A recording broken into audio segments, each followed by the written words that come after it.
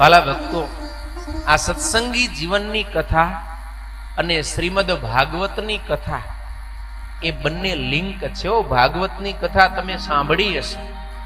ભાગવત જ્યારે પૂર્ણ થાય છે એટલે કે એકાદશ સ્કંધમાં ભગવાન દ્વારિકાધીશ ઉદ્ધવજીને પોતાનું જ્ઞાન આપે છે. જ્યારે યદુકુળનો સંહાર થવાનો શાપ થયો, ભગવાન શ્રી કૃષ્ણ 56 કોટી યાદવોને લઈ અને પ્રભાસ તીર્થની અંદર જવા તૈયાર થયા. એ સમયે ભગવાનના પરમ મિત્ર ઉદ્ધવજી મહારાજ ભગવાનને શરણે આવ્યા. એ સમયે ભગવાન શ્રી કૃષ્ણએ ઉદ્ધવજીને કહ્યું કે હે ઉદ્ધવજી, હું તમને મારું આ દિવ્ય જ્ઞાન આપું છું. એ દિવ્ય જ્ઞાનને લઈ અને આપ બદ્રિકાશ્રમમાં જાઓ. કારણ કે આ સમયે આ અવતાર એટલે કે કૃષ્ણ અવતાર અમે અધર્મનો નાશ કરવામાં જ વ્યતીત કર્યો. ધર્મનું સ્થાપન ધરાતલ પર થઈ શક્યું નથી. જ્યારે આવનારા સમયની અંદર ધરતી પર ધર્મનું સ્થાપન કરવા માટે હું બીજો જન્મ ધારણ કરીશ. એ સમયે તમે મારા પૂર્વે જન્મ ધારણ કરી અને અમારા અવતારની તૈયારી કરવાની છે. માટે મારું દિવ્ય જ્ઞાન લઈ અને આપ બદ્રિકાશ્રમમાં જાઓ. ભગવાન દ્વારિકાધીશ ભગવાન શ્રી કૃષ્ણએ પોતાનું દિવ્ય જ્ઞાન અને પોતાની ચરણ પાદુકાએ ઉદ્ધવજી મહારાજને આપી.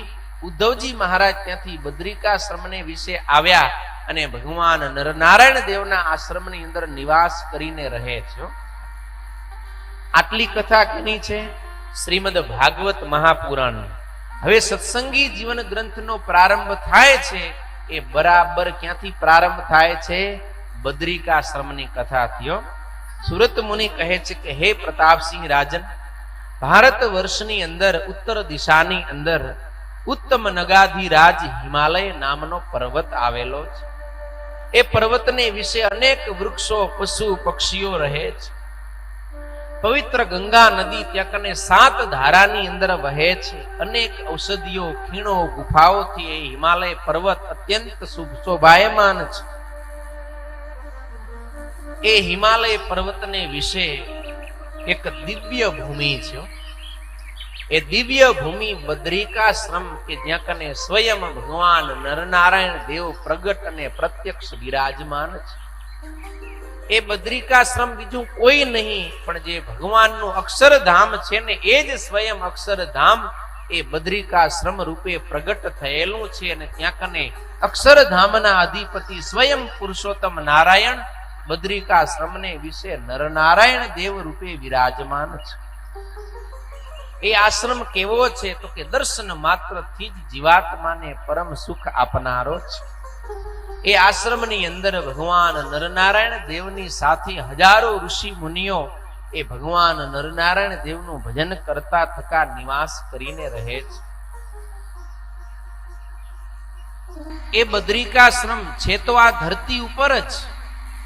અત્યારે ધરતી પર સર્વત્ર કળિયુગ પ્રવેશ્યો છે, કળિયુગનું સામ્રાજ્ય છે.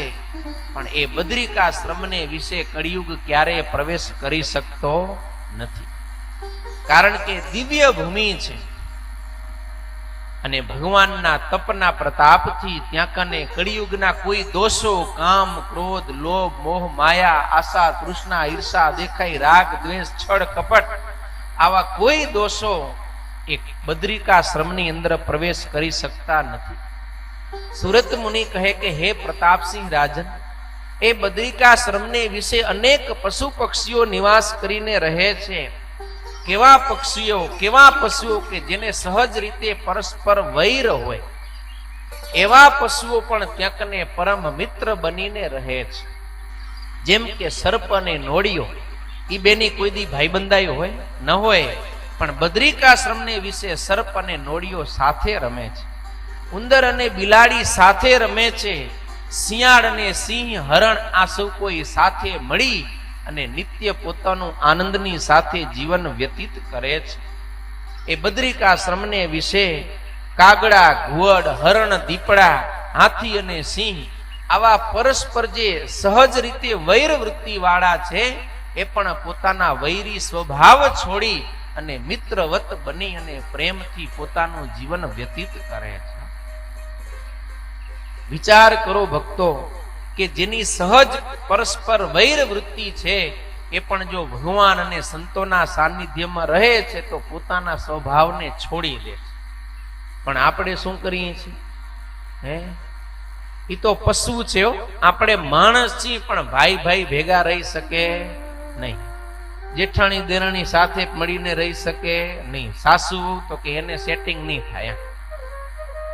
આપણા સંતો એમ કહે કે ભગવાનના દર્શન કરીને ઓલા બદ્રિકાશ્રમમાં રહેલા પૂંછવાળા પશુ પક્ષી સુધરી ગયા, પણ આ મૂછવાળા માણસ હજી સુધર્યા નહીં. ઈ હજી ક્યાંક ને ક્યાંક રાગ દ્વેષ, ઈર્ષા દેખાય, વેર ઝેર, મારું તારું કરીને કંઈક ને કંઈક કજિયા કલેશ કરે. પણ વાલા ભક્તો, આ સત્સંગી જીવનની કથા મને અને તમને એ સમજાવે છે કે આપણે વૈર વૃત્તિ છોડી, રાગ દ્વેષ, ઈર્ષા દેખાય છોડી અને અતિશય પરમ મિત્ર બની અને જીવવાનું છે. કારણ કે આ સત્સંગી જીવન છે ને, આપણે સત્સંગી છીએ તો એનું જીવન કેવું હોય એ આ ગ્રંથ મને ને તમને સતત દર્શન કરાવશે, બતાવશે, શીખવાડશે. અને એ આપણે 5 દિવસ સુધી શીખવાનું છે. હા, આ કથા ખાલી એ આપણે સાંભળી જઈ, બહુ સરસ હો, સારી કથા થઈ. જગન તો કે એકદમ હારો થયો, મજા આવી ગઈ. એમ શું હતું? અરે સ્વામી સમયે સમયે ખાવા પીવાનું જોરદાર હતું.